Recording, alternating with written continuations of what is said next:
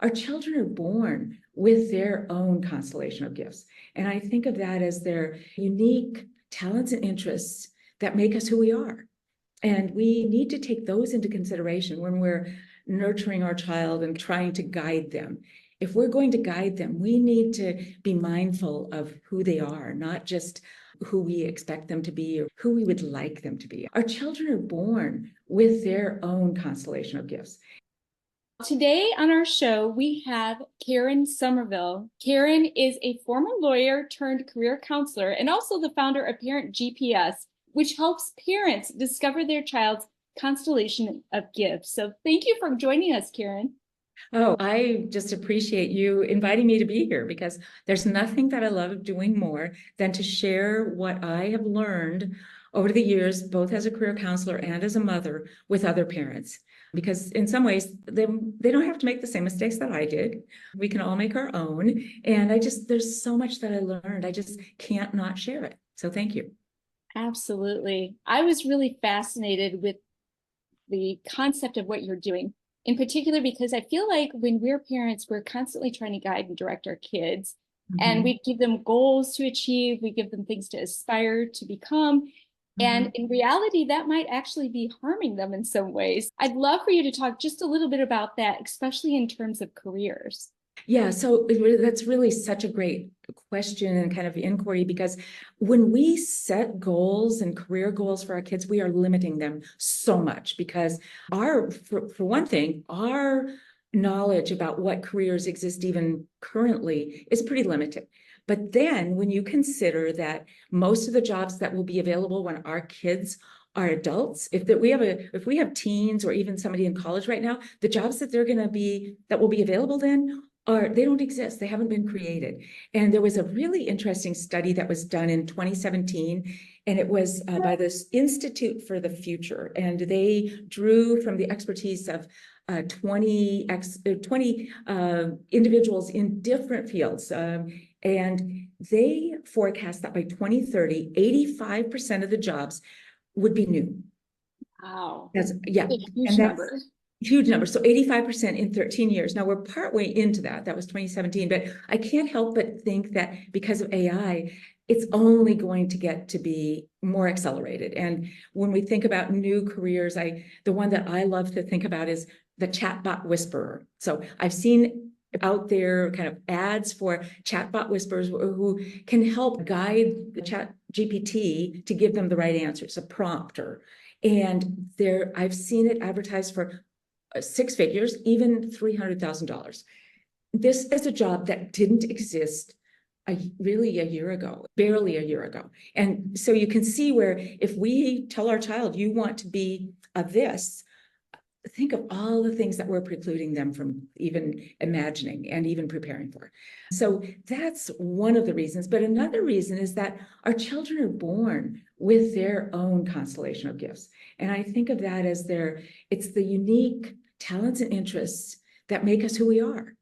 And we need to take those into consideration when we're nurturing our child and trying to guide them. If we're going to guide them, we need to be mindful of who they are, not just who we expect them to be or who we would like them to be. I think sometimes we think of a child almost like it's molding clay, it's like modeling clay, and we can make them into our version of the perfect human being, but they're already perfect. And one of the reasons I feel so strongly about this is I was a career counselor, and I was an attorney before that. And I gave up my practice so that I could be a career counselor. And over the 25 years that I did that, I worked with over 1,500 professionals. And behind those closed doors, so many of my clients shared how unhappy they were, but also how their parents, in many cases, had chosen that career for them.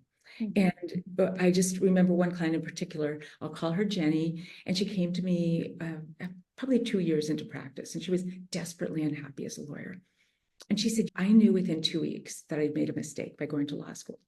The second time she came in, she took this tattered box out of her briefcase. And as she was opening it, she was fighting back tears. And there were these exquisite charcoal drawings in there. And she looked at me and she said, I wanted to study art, but my parents told me that unless I went to law school, they wouldn't pay for my education.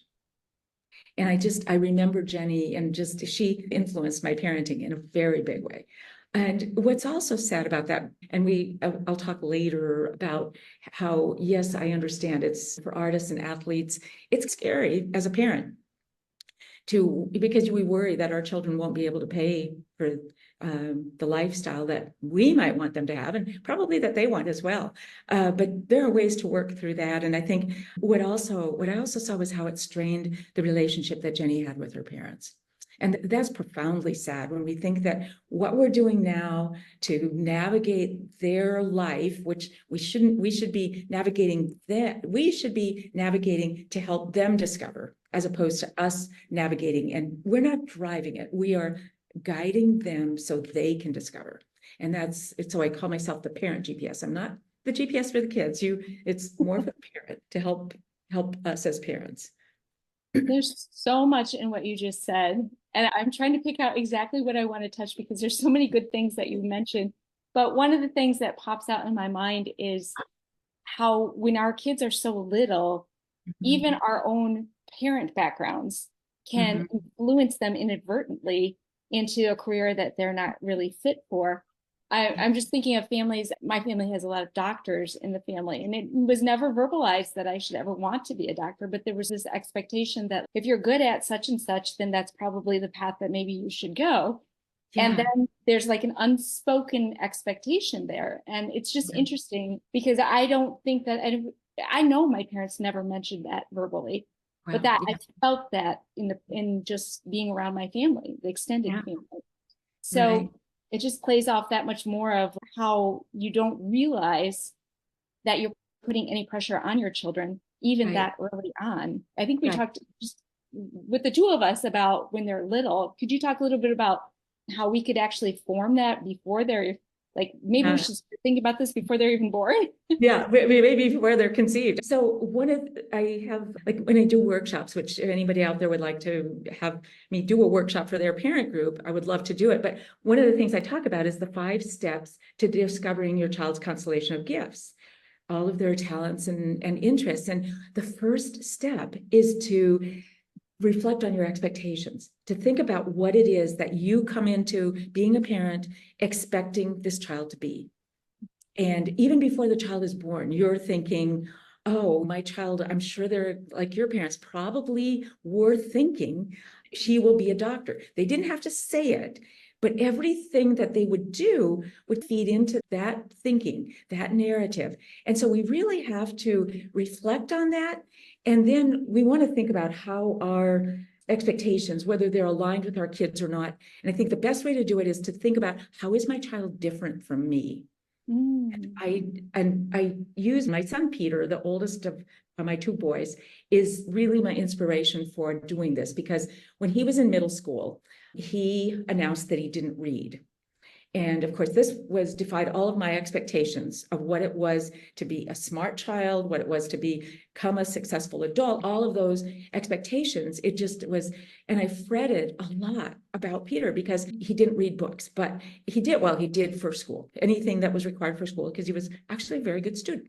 But what he did do every day, just religiously, was he would pour himself a bowl of cereal. He would go to the front door, take the newspaper, take out the sports section, and he would study that sports section while he was eating his breakfast.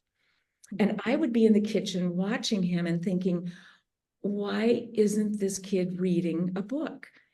Because my expectation was one, that he would be like me, and he would like to read literature, he would like to read history, but he didn't. And the other expectation was that in order to be a successful adult, you need to read books. And sports to me it would not be a career. It was just, that's something you do for fun on a Saturday afternoon. It's not what you do for a career. Fast forward, Peter is now, the title is Major League Advanced Coordinator for the San Diego Padres. And so he does what it is. It involves data analytics. It's his love of baseball. He's the bullpen catcher. It's all of his gifts that I can't take credit for discovering them and nurturing them, really, because I didn't see that at the time. And you'd think that as a career counselor, I would be aware of all of that. But I couldn't see that until I looked at it in reverse. It's like a reverse chronological study almost, where I can see now what you do then affects what happens when your child is 20, 30, 40, or 50. And we can't see that far ahead, but we want to at least think about what we're doing and how that will affect them in really the very long distant future. Step one was so the 5 steps are, the first one is reflecting on your expectations, and once you do that and you realize I really have this expectation, unfortunately, that my child is going to be a doctor, and you realize that you want to back off from that. The way to do that, and that's number 2, is to adopt this mindset of curiosity. And so with Peter, I would have taken myself aside and thought, okay, you have this expectation, but your son is not like you. And I would give anything in the world to sit down by Peter at the dining room table and ask him, tell me, what is it you find so interesting? Mm-hmm. But instead, because I had this mindset that was expectation of who he should be, what he should be reading, I didn't do that. And honestly, part of my motivation for doing what I'm doing now as the parent GPS is because I'm really profoundly sad that I can't pull up a chair next to Peter as a teenager and have this conversation. And so that's the number 2, is to adopt this mindset of curiosity, just really being curious about what our child likes to do. And we want to, in that curiosity, we want to observe what brings them joy. And I have certain guidelines for that. And it's when they work on something, even to the point of frustration. And I know that's a contradiction, but when they're willing to work on something so hard that they frustrate themselves, that's a key that it's both a talent and an interest. Yeah, because both of my boys, I have 2 boys, and Peter's 32, Andrew's 28. They both played baseball through high school and college. They both, I'm sure, in their teenage years, they dreamed of being major league players. I'm sure many boys do. And the chances of that happening are maybe a little better than getting hit by lightning, but not much. And so we want to, and I could tell they would work on it all day, every day. If you read Malcolm Gladwell's Outliers and, the 10,000 hours, they had that probably the day they were 10, because they did it all the time, every day. And with the intention of getting better. And they didn't do it right, and one was a catcher, one was a pitcher. So it was pretty good. They could practice in the backyard. But I also want parents to look at when they're relaxed, when are they you can tell that they feel good about themselves. And we talk a lot about resilience, and we have there are books about resilience, but I think one of the best ways that we can create that resilience in our children is by allowing them to be who they are, feel good about that, and feel confident that they have something that they are really good at, that they own. And when they have that, and then the other key, and this is a little bit off the topic, but not really, is someone outside the family who appreciates that and gets there. And for both of my boys, it was pretty easy because they had coaches. We had really wonderful coaches for the most part, and that filled that kind of need. And the other thing is when they call them for dinner and they say, wait, I'm doing something, you want to know what they're doing. Because that's probably something that is tapping into a talent and interest. They're not willing to put it down yet because they are engaged in it. And then the 4th one is that we need to support their talents and interests. And we can do that in myriad ways, and depending on their age, because it's different to support their interests when they're 5, and we're just trying to help them explore. When they're in middle school, we want to start looking at what the opportunities might be out there in school, after school, or maybe summer camps, but really letting them know that we support them. And for us, the baseball was it took over our lives, honestly. It took up every waking hour of their time and our time when we weren't working and they weren't studying. But it was, in retrospect, it was worth it, even though neither one of them is playing baseball, and the younger one he's in finance now. But I wouldn't do it differently with what I know now, because we need to support what they're interested in, and we want to really find out what why they find it interesting, and what aspect of it they find interesting, and then talk to parents and teachers about ways that we can further support it. And then the final one, and this is probably one of the hardest, it's the bookends of this, or we need to understand our expectations and release them. And then we have to trust that their constellation of gifts, if we help nurture them, help them discover them, that they will be enough. When that time comes for them to enter the world of work and all of the jobs that are going to be there then, that there will be some, and it's not like only one right career, one right job, because they're going to change anyway. They're going to be, my son who's 28, he's had 4 careers, not just jobs, but careers, including baseball, because he was a minor league player. And now he's in finance. And we should expect that of our children. And so this is a little bit, I could talk about it a little bit later, but I think interjecting it here is important. When we talk about preparing them for the future, are there classes they should take? Because we don't know. Do they need computer science? Who knows? Maybe we won't need that in 20, well, even in 5 or 10 years, because AI will do some of that work for us. But one skill that I think they will need is the networking and the ability to gather information and to talk to other people to get information, advice, and referrals.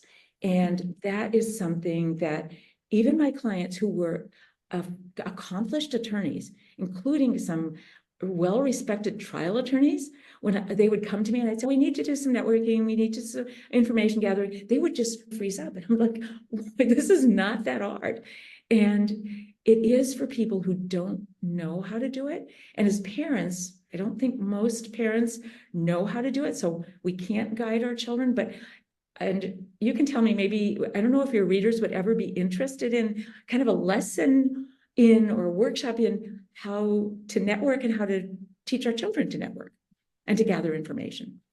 I think that's fascinating. Actually, it's a really great question, Karen, because we were speaking before this, and we have college age students, and they've definitely made some shifts just even the short years in college. Mm-hmm. But the fear that they have of reaching out to people, and I think part of it is telling them that they're not doing what they said they were going to do in the beginning of their college career. Right. But the second part of that is that they may be reaching out, trying to get closer to what they think they're supposed to do, not being sure that's the direction they really need to go. Right. So it's like this, almost like an imposter syndrome / pleasing that is occurring that I watch, and I'm like, why are you worried? Why are you worried about this?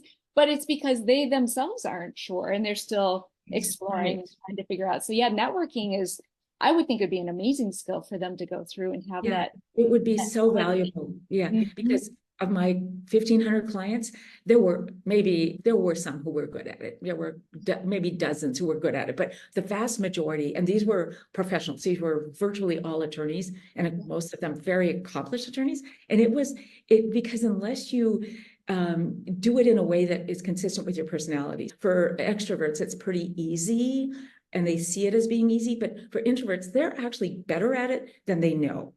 And as parents, there are ways that we can help them and really provide them with some input in their networking without doing it for them. I think it's very important that we not overstep our bounds in what we do, but use our connections.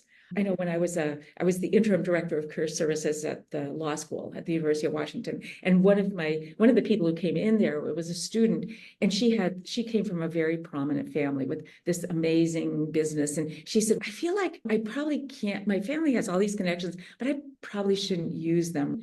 And I said, no, actually, that's not cheating. That's not cheating. Let's talk about this. Let's take it apart and put it back together, because no, you should be using them. And you should be asking your parents who else they know. And not that your parents are going to line up a job for you, but more, you can reach out to the people who are in your life and in your family's life.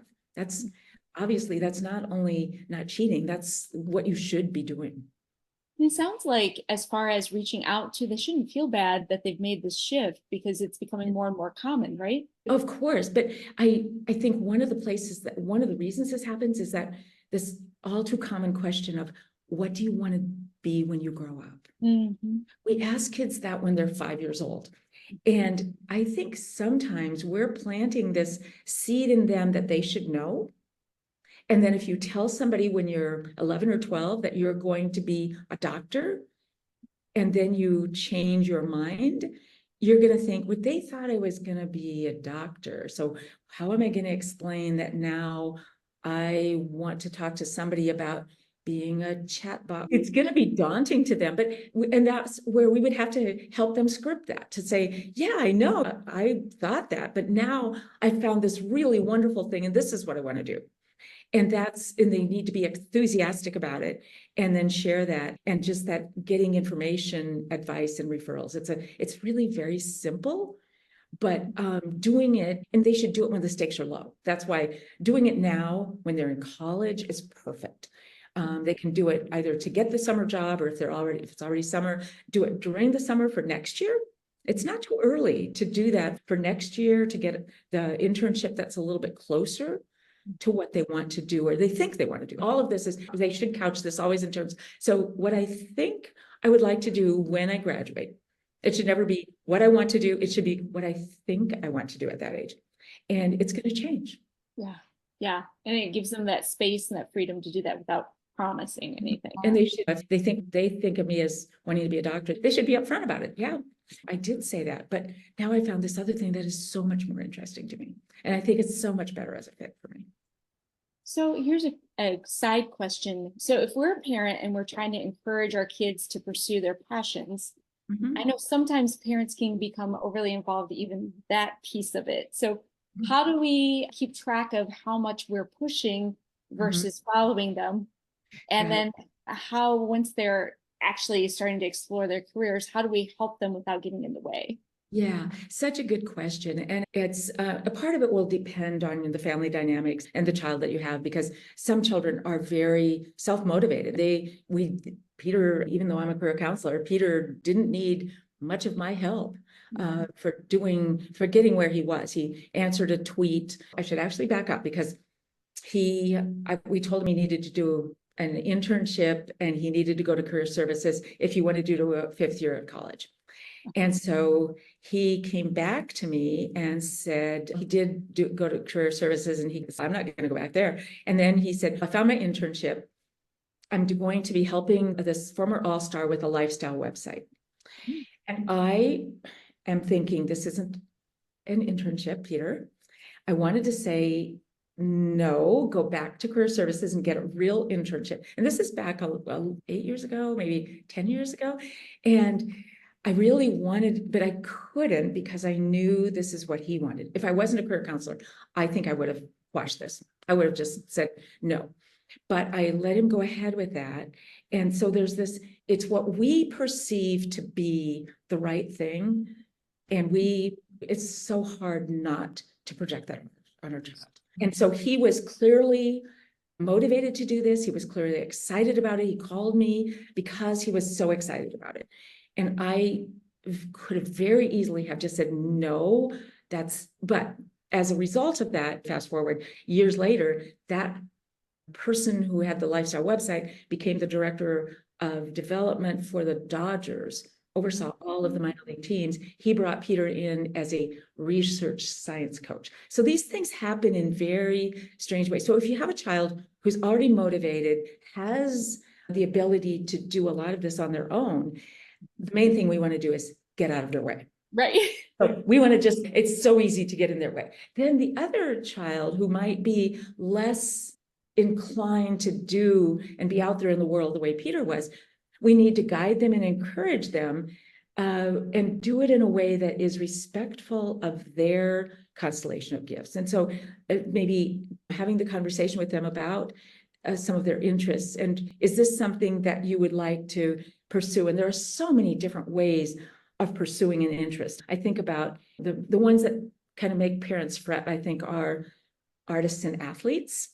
They scare us as parents because we see them as being so hard to ever make a living, being an artist or an athlete. And it's true, it is hard, but they aren't limited by selling their paintings on the street corner. They, like for this Jenny, there are opportunities. Art is a business. And if she went to law school, she'd go to copyright, trademark. And for athletes now, there's this whole, Peter was really at the forefront of this, but the data analytics, they teach that in college now. When Peter did it, there was no such thing as that kind of component of sports. Now there are college classes, and there may even be majors in this. So that's how much things evolve. But the way that we help our kids tap into that is by first suspending our expectations, being curious about what they want to do. And then for the child who's a little bit less inclined to go out there and talk to people, we can warm it up a little bit more.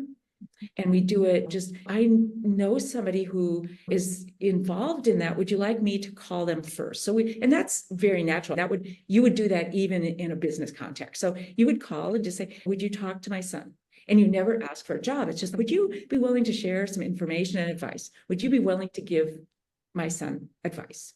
And if they say yes, then you would prepare them by talking to them about, you want to come prepared. You want to do all of this research about this person that you're going to be. It probably will be by Zoom. We used to do coffee or lunch. We don't do that anymore. So it would probably be over Zoom, but they want to do the research about this person. So they learn how to learn about someone else. And they want to ask it's really an outline of 3 questions. It's like, how did you get started in this? It's like information, just all the information about their career, their path, their industry, what they see as the future in this, and then advice. So what advice would you give to me? And they will want to have shared a resume with this person beforehand, and then get all of that advice. And then who else should I talk to? Which is probably the most important question of all. And because that person is probably not going to give them a job, but it's out at about 6 layers. So you go to, that person gives you the name, and it's up when you get out there, partly because we just meet so many more people, but also because we're also focusing more. So every time you do this kind of meeting and information gathering, you get closer to expressing yourself, and you become more focused, and they know who to send you to in referring you. So that's bad. I love that, because I think you're right. The initial ones are just contacts that you just know and more generic. Yeah. And then as you go deeper, they're more. Yeah. And the people we know. So if we know 3 or 4 people, and we introduce our children to them, and we warm it up for them, which we would do for a colleague's child, or we would do it for a colleague. That's very natural. So that's not overstepping our bounds. That's really being a helpful parent. That's a way we can help guide them. But we want to do it based on their choice of, it's their interests that we're trying to tease out and get information on. We wouldn't sit them down and say, I think you want to be a doctor, so would you like to talk to, I know, I have this anesthesiologist friend, so can I set you up? That's like the exact opposite. It would be more the conversation about finding out what their interest is. Something you could ask them, what would be one area that you'd like to explore this summer? For parents out there who have a teenager, what would be one area that you would like to explore? What is something you'd like to learn more about that? Might potentially, we're not talking about actually doing this, but something that you're curious about that might be a career in the future. Just a for instance kind of thing. And what would be one area? And then you look for contacts that you have that come as close as possible. And then say, would it be all right if I called my friend or my colleague and ask them if they want to talk to you? And then provide them with guidance as to how to manage that call. And I will tell you, it probably won't go well the first time, because these networks, we learn. And this will prepare them for interviews, because it's an informational interview. And they'll get so much better as they go on. And these are low stakes. The stakes are so low at this point. So and then we can debrief them afterwards, and just, if they will talk, and maybe they will, maybe they won't, but just, how did it go? And what would be things that you would change next time? And then ask them, who are the names that you got? Because those people, they want to follow up on, and they want to, and hopefully the friend, the parent's friend will offer to make a call, or even just saying, yeah, you send them an email and use my name. You can say that I recommended that you call them. That's fine too. But you want to have some way of connecting that. I just love this advice. I think it's simple, and it just makes more sense, because I think a lot of kids are afraid to reach out, and parents are afraid to give too much. Yeah. But if you're exploring in the way of finding out more information, most people are really willing to talk to people about what they do and give them information, just basic information. So Yeah. I think that's great advice for sure.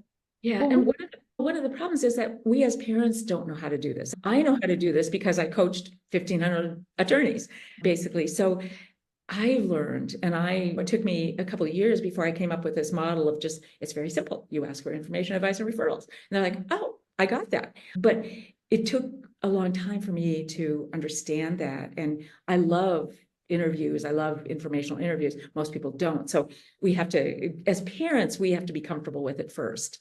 And then we can nurture our children to do it. Yeah. that's great.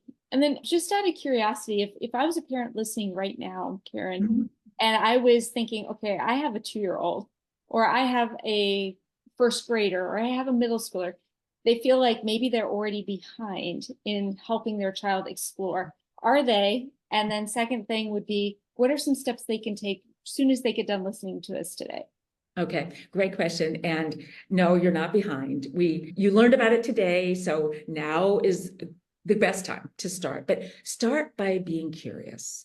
There's no substitute for being curious, because approaching it with expectation, whether your child is 2 years old, 12 years old, or 22 years old, there's no substitute for you adopting this mindset of curiosity and observing what brings them joy. And a 2-year-old exhibits that. You don't want to go wild and crazy about that, because I can tell a story about my son's digging in the dirt, and I thought, oh, archaeologist, I think I need to find a summer camp. And I go a little crazy because I was a career counselor, and I realize now that's not what we want to do. But by the time that they get to be late elementary into middle school, then our curiosity should also be I think in elementary school, we want to encourage them to explore a myriad different, some sports, some art, some music, but not too many, but just to sample enough so that you can see what sparks joy. And then you want to start thinking about what they can do outside of school to help them further that interest and that talent and interest. And then in high school, in middle school and in grade school, you don't want them doing so much that they aren't part of the family. This is your last time to have them, to cherish them. And when they get to high school and they start driving, they're not with you as much, and you will miss them. And when they are in high school, it will become more focused, and they'll hopefully be driving this, because if you can instill in them this curiosity about themselves, you're being curious to inspire them to be curious, to ask themselves, enjoying this? Wow, I want to do more of this. Then we want to guide them to have some activities, not so it takes up every weeknight and deprives them of having a family dinner at least once in a while. Baseball did consume our lives. I drove 5 or 6 hours a day, honestly, for years. And it consumed our lives, but we did it intentionally, and the boys were so driven. I think this is the other thing. You can't be driving this as a parent. I had some moms ask me when my boys, they both were recruited for college, and they say, how did you get your boys to do this? And you aren't driving this. They take the reins in this. And some kids not every child's going to be that driven. So it's going to be different with each child, but no, it's not too late. Start with curiosity, and then watch and observe. Just really be noticing when they're working on something, because even at 5 or 6 years of age, they can start to show you that they're willing to put some time and energy into really improving themselves on something, and maybe even to the point of frustration. It's important to observe that, and then giving them more exposure. And then as they grow and at the different stages, will be more focused, and they will be too. That's great. I know you have your own program that can help parents. Yeah, so tell them a little bit about your GPS. Yes, the name Parent GPS, I actually had some help in choosing that name. And it was someone I met on LinkedIn, and we had a lot of fun kind of playing with it. And I said, because she's very creative. And so when I was talking to her, I said something with navigation. And she lives in Germany, and she's Indonesian. And she was like, sat nav. And so, no. So we landed on Parent GPS. And what it is, what I love is the idea of Parent GPS helping us navigate our children to discover their constellation of gifts. And I really love the metaphor of constellation of gifts, because the ancient mariners used the constellations in the heavens, the stars in the heavens, to guide them through uncharted waters. And if ever there were uncharted waters for the future, we're living in them now. And what better way than to use the stars in our child's constellation to guide us? And when I think about my son, Peter, he has this, we can't just nurture those gifts that are most obvious. It's not just the brightest stars. Our children have this, if you imagine the constellation, they have some bright stars, and they have some, I don't like to call them dim stars, but less bright stars. And it's really all of those stars that are going to play into their future careers. And I think of Peter now as using a cluster of stars in his constellation. I think of him using his love of baseball and his athletic ability, his really intense interest in statistics and data analysis, and his ability to read people. He didn't read books, but he read people. And so I see him using this cluster now, but in future years, I could see him using a different cluster within the constellation. So this idea of being the parent GPS, it's really about helping our children discover their gifts, helping them nurture them, and for them to be curious about themselves. So you're not driving their future, but you're helping them as the parent to understand, and you're navigating them to navigate themselves. That's beautiful. I love that. So, Karen, where can people find out more information about your parenting GPS, and then also just get a hold of you if they want to find out more about you and how you can help them? Yeah. So, well, thank you. And so I'm not actually a parent coach in the traditional sense, because I've had two careers where I advised clients, and one was as an attorney, then as a career counselor. But I would actually welcome people to email me and to set up a time to talk. And just, I do want to know what aspects of this are really helpful and what things they would like to know more about. And the two ways that I am putting this message out there and sharing what I hope is my wisdom that's been gained over all of these years, some of them very hard. Some of this is very hard earned and hard learned lessons that I'm really wanting to share with parents. And so I'm doing it in a couple of different ways. One is writing, and one is speaking. And so with my writing, I do intend to write a book at some point, and I'm in the process of really developing that. But right now I'm doing it through newsletters. And the Parent GPS newsletter it's very sporadic. It's when I'm inspired. They're more like chapters in a book. They don't come out every week. It might be 5 or 6 weeks even, because it's when I'm inspired. And the one that is currently out there, and you get if you sign up for it now, is about perfection. And it's, do you expect your child to be perfect? And do they think that you expect them to be perfect? And that's probably more important than, you may or may not expect them to be perfect, but if they think you do, it's going to lead to a lot of issues, both as they go through life, and it will affect your relationship with your child as when they're an adult. And that's something that I really can't overemphasize. If you're parenting a 2-year-old or a 5-year-old now, you probably don't really think about how you're going to have a relationship with this child later, but that's so important, and you're laying the groundwork for that. So the Parent GPS newsletter, and the ways to access that are through my website, which you have. It's just KarenSummerville.com. I'm also out there, and I'm not as active on Facebook and Instagram, which I know many of you probably are, but I'm active on LinkedIn. I'm also active on TikTok. And so that's the Parent GPS on TikTok. And I'm having a lot of fun with that. But LinkedIn is probably where I'm probably most prominent or where I've developed the greatest kind of audience. But I would love also for any of you, I speak, and that is mostly through workshops. And I give them these workshops to PTAs, to parent groups. I've also done it for a church group, just parents, and there's one that I'm working on now. It will be for a neighborhood group of parents. They've organized as a neighborhood parent group, and I think it's mostly younger kids. But anyone who would like to know more about my workshop, I would be delighted to share, because I can do what we've done now, but as an interactive workshop, and have parents actually doing some of these exercises while they're in this space where we're really concentrating and thinking about it, so they can leave the workshop and immediately go to a place of implementing some of this. That's fabulous. Karen, I've enjoyed our conversation so much, and I think I'm going to go outside and tell my kids to do whatever they want. And I'll say that was really good parenting today. There we go. But you really opened my eyes, and I'm sure our listeners' eyes, as to letting our kids just be who they are and not putting that pressure on them. So thank you so much for that. Yeah, you're welcome. And I'm also toying with the idea of doing a workshop specifically on information gathering. I really was inspired by our conversation today. And so I'm really interested in parents getting in touch with me personally to tell me what would be something that they would like to bring to their children's school. And I can provide that. I'm looking forward to hearing from your readers, or your listeners, I should say. Thank you, Karen. Thank you so much for your time today. You're welcome. Thank you.